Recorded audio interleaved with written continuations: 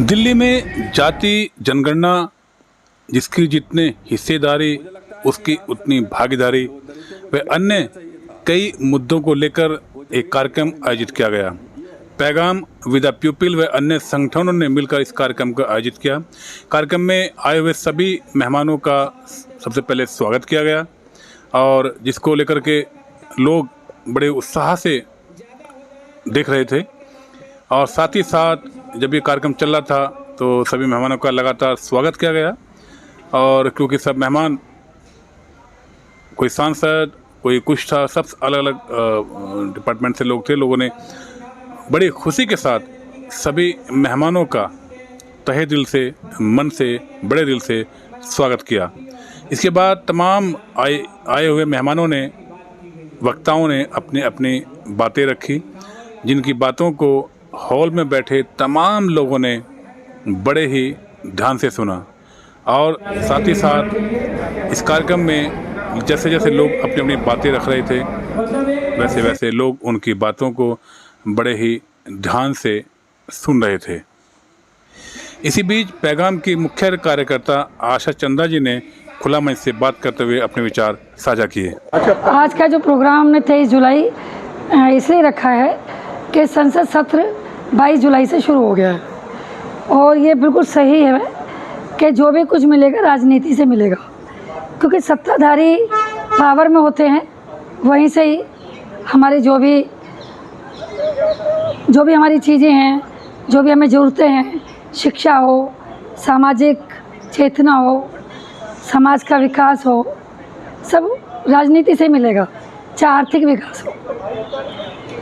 तो इसलिए करीबन 12-13 जो हमारे संगठन है साथ आए और साथ आके हमने एक विचारधारा बनाई कि भाई जो सरकार में चल रहा है वो हम सबको पता है, क्योंकि जो होना चाहिए वो नहीं हो रहा है।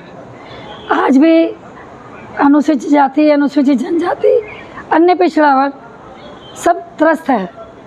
बच्चे शिक्षा से 9वीं फेल होके आगे पढ़ नहीं पा रहे हैं, क्योंकि रिजल्ट ऐसे आ रहे हैं कि उनको जब शिक्षा ही नहीं, टीचर हैं, ठेकेदारी प्रथा आ गई है। भाई जब टीचर को पूरा पैसा नहीं दोगे तो वो क्यों पढ़ाएगी? भाई जो उसको पैसा ही कम मिल रहा है ना। तो जो सबसे बड़ा मुद्दा आज के जो हमारे इस प्रोग्राम का वो है जातिगत जनगणना, क्योंकि जातिगत जनगणना ये नहीं करा रहे। सबको पता है कि हम 90% हैं और ये कुत्ता, बिल्ली, भैंस, भेड़, बकरी सबकी कराते हैं, लेकिन इंसानों की नहीं कराते।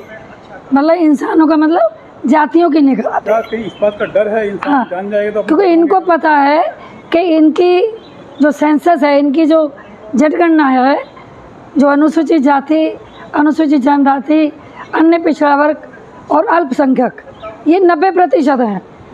1931 में जब अंग्रेजी शासन था तब जो जनगणना थी उस समय 51% थी। तो आज 75-72 साल हो गए देश को आज़ाद हुए, तो पॉपुलेशन बढ़ी है, जनसंख्या बढ़ी है। तो ये तो दिमाग वाली बात है। तो ये जानबूझ के 10% जो लोग हैं ब्राह्मण बनिया, जिसको हम दूसरी भाषा में सेठ जी भट जी बोलते हैं, ये नहीं चाहते कि ये लोग आएंगे। जैसे बाबा साहब ने कहा है, जो पढ़ेगा वो बोलेगा, वो अधिकारों के प्रति सचेत रहेगा। तो ये हमारी शिक्षा पे सबसे ज़्यादा ये इन्होंने वार की है, चोट किया है। शिक्षा ऐसी कर दी है कि इनको सिर्फ 10,000 रुपये तक के काम करने के लायक ही रखो, इनको पढ़ने ही नहीं दो। तो शिक्षा ख़त्म कर दी है इन्होंने। प्राइवेट स्कूल, प्राइवेट इंस्टीट्यूशंस वो ऐसे कर दिए हैं, कोई इधर उधर लोगों की बेरोज़गारी इतनी बढ़ा दी है। अगर वो कहीं प्राइवेट काम करने भी जा रहा है ठेकेदारी प्रथा में, तो ठेका भी मनुवादियों को ही मिलता है, उसमें वो बच्चे भी अपने ही रखता है। अगर 1-2 बच्चे अनुसूचित जाति या हमारे बहुसंख्यक लोगों के आ गए, डायमंड परिवार से आ गए, तो उसको 10,000 में क्या करेगा? क्या बच्चा पढ़ा पाएगा? कैसे परिवार चलाएगा?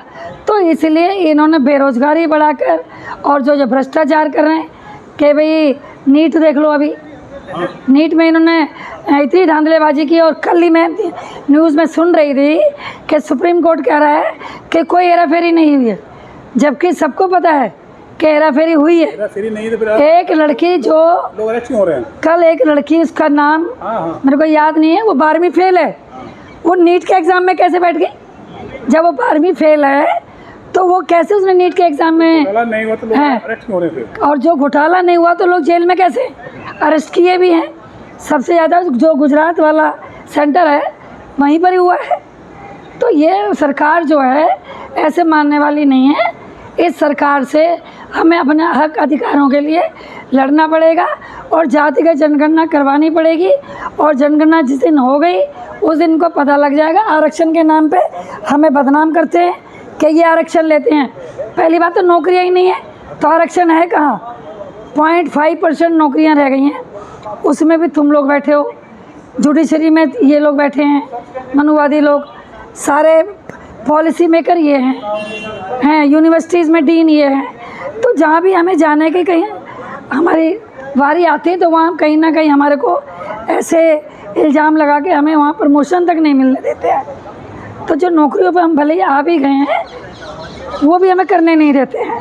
तो सबसे महत्वपूर्ण मुद्दा जो आज की इसमें सभा में वो यही है कि सांसद लोग जो आए हैं वो हमारी बात संसद में रखें, उनको प्रश्नोत्तरी दी गई है, उन प्रश्नों को उठाएं। अगर संसद सत्र समाप्त हो जाता है तो एक रूल है, अपने लेटर हेड पे वो उसको उन प्रश्नों को रख सकते हैं संसद सत्र के बाद भी। और एक पॉइंट रह गया, लिटरल एंट्री। जैसे अभी इन्होंने 500 के करीब लिटरल एंट्री से यूपीएससी से ना करके इन्होंने आईएएस आईएएस जो बनाए हैं, ये गलत है, ये नहीं होना चाहिए। ये भी इनके सरमाएदारों के बिजनेसमैन लोग हैं उनको रख लिया है। एक जो आईएएस आईपीएस में जो इंटरव्यू है वो समाप्त होना चाहिए, वो बिल्कुल गलत है। क्योंकि हमारे बच्चे पढ़ लिख कर रिटर्न एग्ज़ाम में अच्छे मार्क्स लाते हैं, लेकिन इंटरव्यू हमारे बच्चों को फेल कर दिया जाता है। तो इंटरव्यू बिल्कुल समाप्त होना चाहिए यूपीएससी। धन्यवाद।